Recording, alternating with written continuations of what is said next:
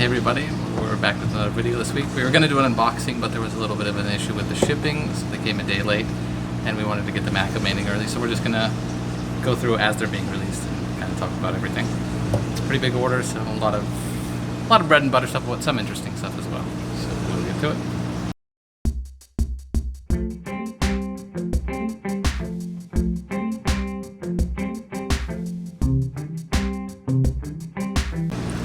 So first up we have some Abacaxis. These are just a little schooling fish.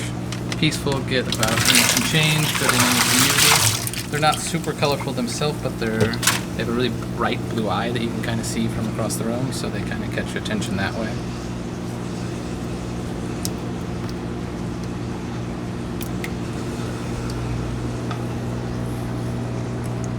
And the males get a little longer finnage, females a little more plain, but they all have that bright eye.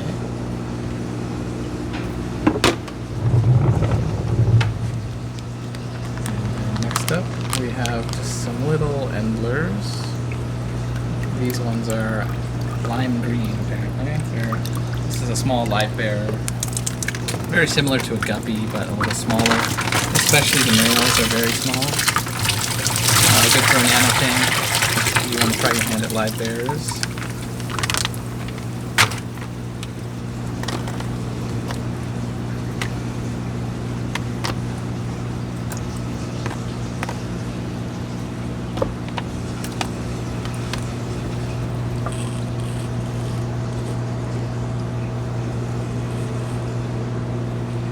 And just like in the guppies, the females have a lot less color. But the males there have like black on their side with red and green throughout the body.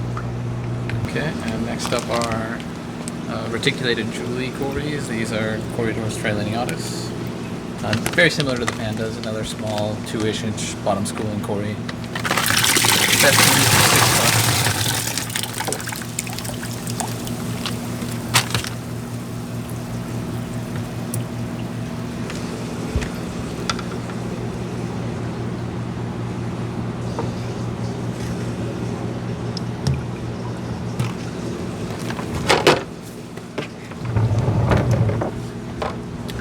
Next up are rummy-nosed tetras, a couple bags of these guys. These have really been growing in popularity. Really nice schooling tetra, a little bigger than like your cardinals or neons, maybe 2 and change. Mostly they'll school lower in the tank unless you get a really big school of them, then they'll kind of school all over. Good if you like a nicer, like tight schooling behavior. Whereas like neons and cardinals will kind of just mingle around the tank. These guys really school around together almost all the time.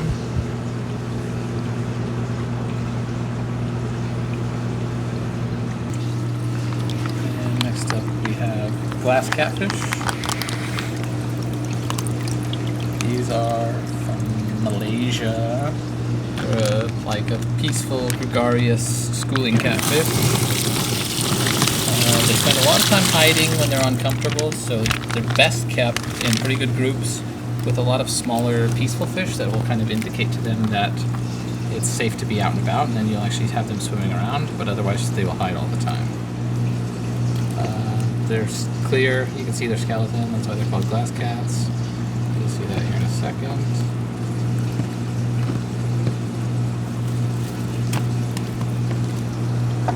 Try to keep, bare minimum 3, really 6 plus or even more are going to be the best to keep them comfortable.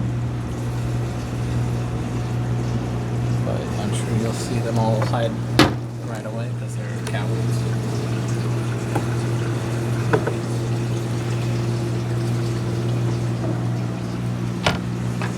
Okay, next up, we've got a couple different fancy Otocinclus. We've had both these species somewhat recently, but not super often. Only have once each. So we've got the Galaxy Otocinclus, which these will be like looking a little disappointing in the bag, I'm sure.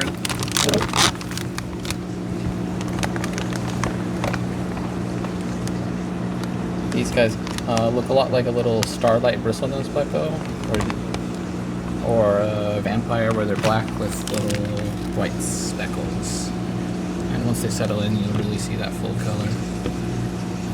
Very picky, so make sure you have good algae or be prepared to supplement their diet.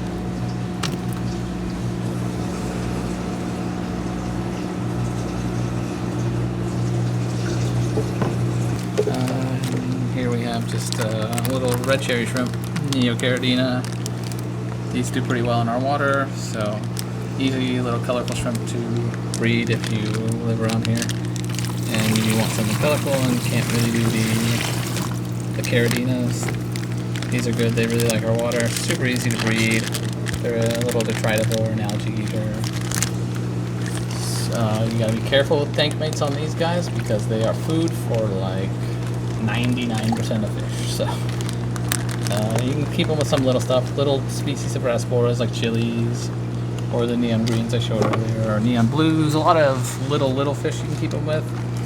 They can be kept with like guppies as well, but you will have like the little shrimplets being eaten by the guppies. So if you want to grow a colony of them, you want to just keep like just only the shrimp.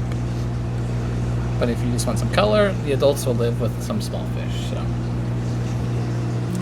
okay, next up we have a Pleco. This is an L191. It's called a broken line royal Pleco. These are Knock, which is a wood-eating genus of Pleco. So if you're going to keep this, you need to have plenty of wood in your tank.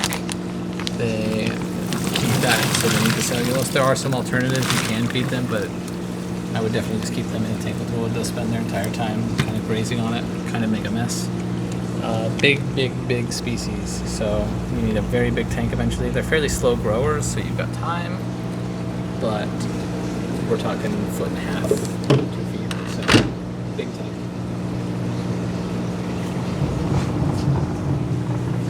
Oh, and this guy already escaped his bag. You can see him down here. This is Polypterus retropinus, aka Congo green bichir. It is one of the smallest species of bichir. I think it's about 14 inches. Upper jaw bichir, so it generally doesn't eat fish. Usually pretty safe to keep the small stuff, but don't yell at me if it does eat a little fish. So cool little bichir though. Still 14 inches, so you need a pretty good sized tank for it, even though it's small. Here we had one that I had to release earlier because of some problems with the bag. Ropefish, bichir relative, gets like 15 inches, really skinny, likes to escape, so make sure your tank is super secure if you get one of these guys. Similar to the bichir, they will eat small fish and invertebrates. This one's more prone to eating fish than like the retropinus, but less prone than some of the big bichirs.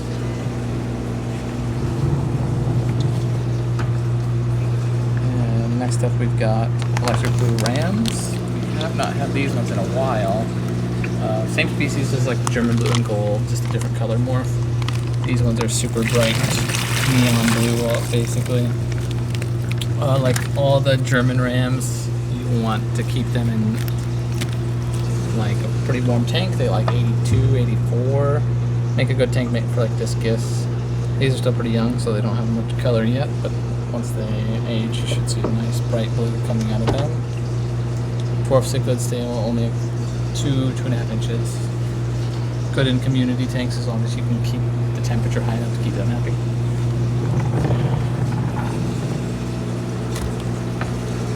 Here we have a vampire Pleco.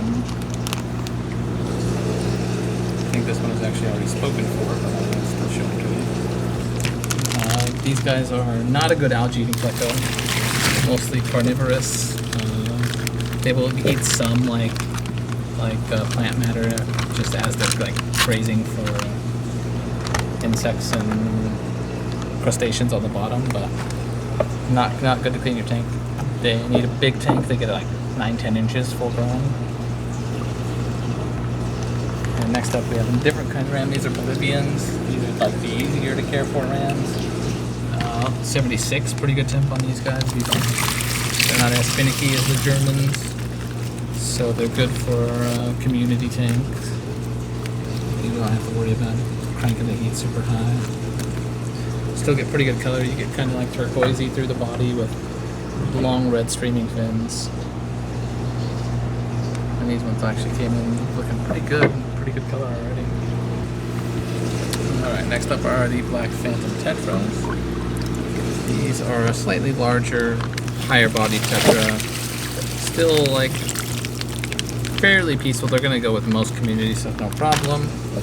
But they're also big enough to go with things like angels, gouramis. They're not going to be food. These are a nice one because you kind of get a 2-for-1 on these. You get black, like pitch black males with like super high fins, and the females kind of get like a ruby red color to them. So.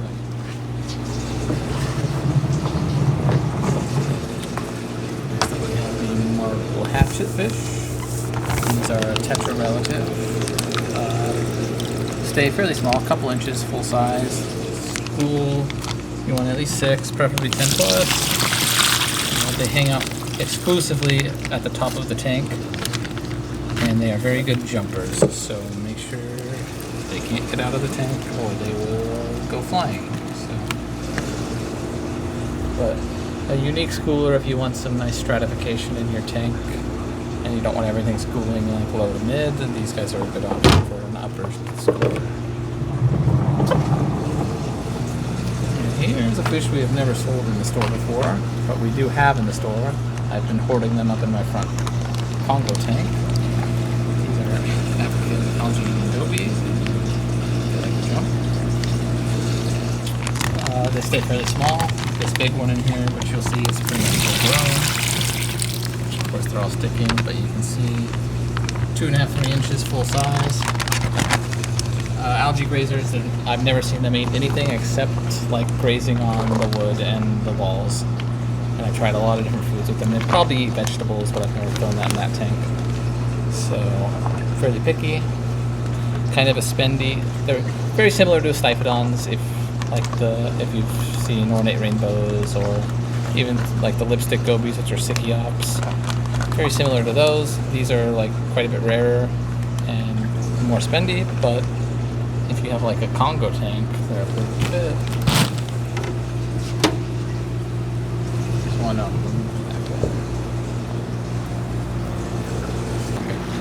And we got a lot of Tanganyika Cichlids in this week. We sold a bunch of them out of nowhere last week. And here we have the white calvus.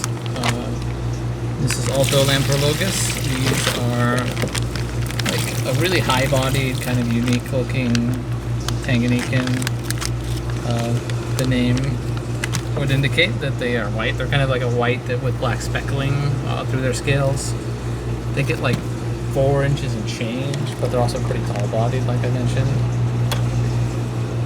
Usually best kept like small groups or solo. They can be pretty territorial with each other, but they're not too bad on the cichlid spectrum of total aggression. Alright, that's the rundown of everything we got in this week. There was a lot of stuff, so if you have any questions or are interested in anything, just send us a message or leave a comment down below, and we can hold it for you, or we special order every week. Final little bonus for the video, we got a couple of giant orandas in the store for the customer. A little derpy, but really big. Normally you don't see them even close to this size in the store, so if you have a big tank with some goldfish and you want some orandas, let us know. Have a good one.